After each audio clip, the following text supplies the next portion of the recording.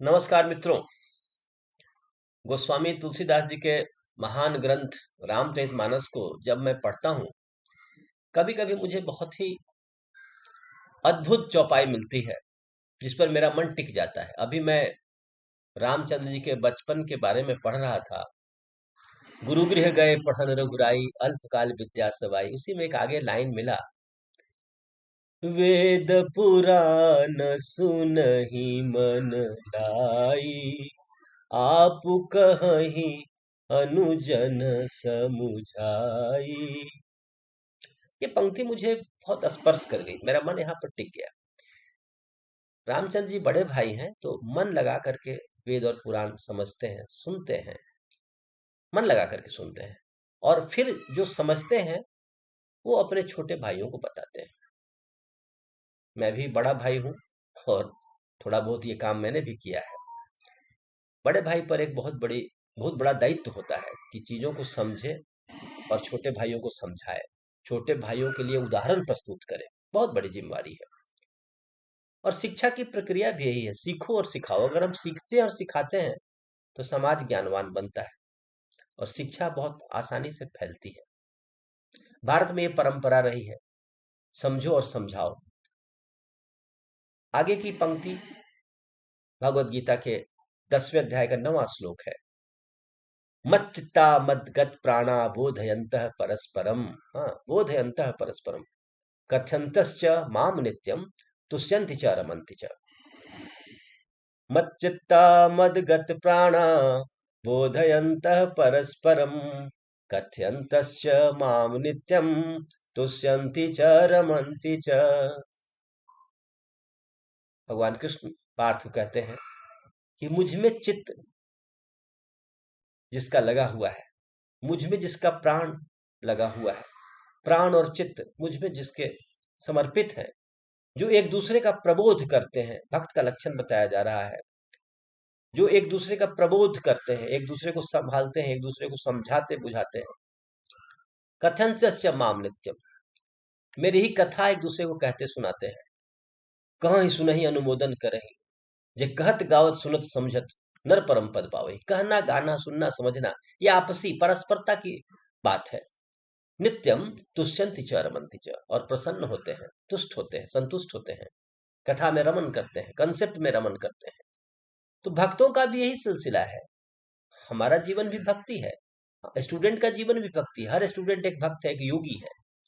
तो उसके जीवन में ये बोधयंतः परस्परम यदि आ जाए, समाज में यदि बोधयंतः परस्परम आ जाए, तो हमारा समाज क्या करेगा? कोऑपरेशन करेगा और अच्छी कोऑपरेटिव बन सकती है सोसाइटी में, जिसका थोड़ा अभाव है आज हमारे यहाँ। हम मिलजुल कर काम नहीं कर रहे हैं, और इसीलिए हम कुछ बड़ा काम नहीं कर पाते। ये टीम बिल्डिंग हो जाएगी, बोधयंतः परस्परम। तो गीता भी इस संदर्भ में कह रही है, क्योंकि ये बहुत बड़ा विचार है। आप कहीं सन अनुजन समझाई, बोधयंतः परस्परम। आगे जो श्लोक लिया गया है, ये महाभारत के उद्योग पर्व से है।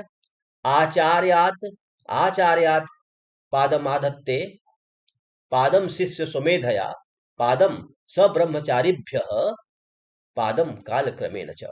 आचार्यात पादम आदत्ते, तो ज्ञान के 4 हिस्से कर दिए गए। 1/4 आचार्य से प्राप्त होता है, 1/4 शिष्य को अपनी मेधा, अपनी प्रतिभा, अपने प्रयास से प्राप्त होता है, और 1/4 अपने सब ब्रह्मचारियों से, जो अपने जो दोस्त ब्रह्मचारी हैं, ब्रह्मचारी ही बैठ आश्रम में शिक्षा ग्रहण करते थे, तो आपसी मित्रों के सहयोग से, सहपाठियों के सहयोग से 1/4 ज्ञान, और 1/4 जो ज्ञान है वो काल क्रम से अपने आप परिपक्व होता है। पादम स ब्रह्मचारीभ्य बोधयंतः परस्परम, आप कहीं अनुजन समुझाई। अब देखिए आगे तैतरीयोपनिषद क्या कहता है।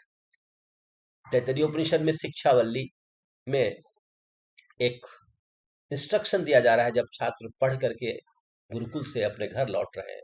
सत्यम वद धर्मम चर, आचार्य देवो भव, मातृदेवो भव, पितृदेवो भव। वहीं पर एक लाइन कही गई है, स्वाध्याय नमा प्रमद।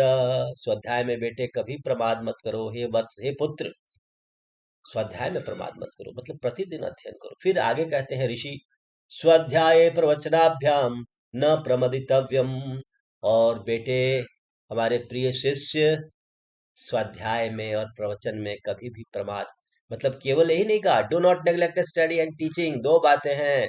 पढ़ाई में प्रमाद मत करो और उसको पढ़ के चुपचाप मत रह जाओ, उसका प्रचार करो, आसपास के लोगों को बुलाओ, बैठाओ, शाम में सत्संग करो। ये है सीखने सिखाने की परंपरा जिस पर सब राजी हैं, चाहे रामचरितमानस हो, भगवत गीता हो, महाभारत हो, उपनिषद हो। हमारी परंपरा ही ज्ञान की परंपरा रही है और हमने मिल बांट करके खाया है, मिल ज्ञान को भी हमने मिल बांट करके आपस में उपयोग किया है। तो इस तरीके से अगर हम हमारे बीच परस्परता हो तो हम एक महान राष्ट्र बन सकते हैं, हम एक शक्तिशाली संपन्न स्वस्थ राष्ट्र बन सकते हैं। तो हम ऐसा करें और इस तरह से शिक्षा का कॉस्ट बहुत कम होगा। हम जो कुछ भी सीखेंगे दूसरे को सिखाएं, तो इस तरीके से हम एक सबल संपन्न राष्ट्र बना सकते हैं। हमारे छात्रों के लिए ये बहुत ही इम्पोर्टेंट है कि मिलजुल के, इसको आजकल कहते हैं पीयर ग्रुप में पढ़ना। तो पीयर ग्रुप का बड़ा असर होता है व्यक्ति के शिक्षण अध्ययन मनन पर। धन्यवाद। जय श्री राम, जय भारत, जय जगत।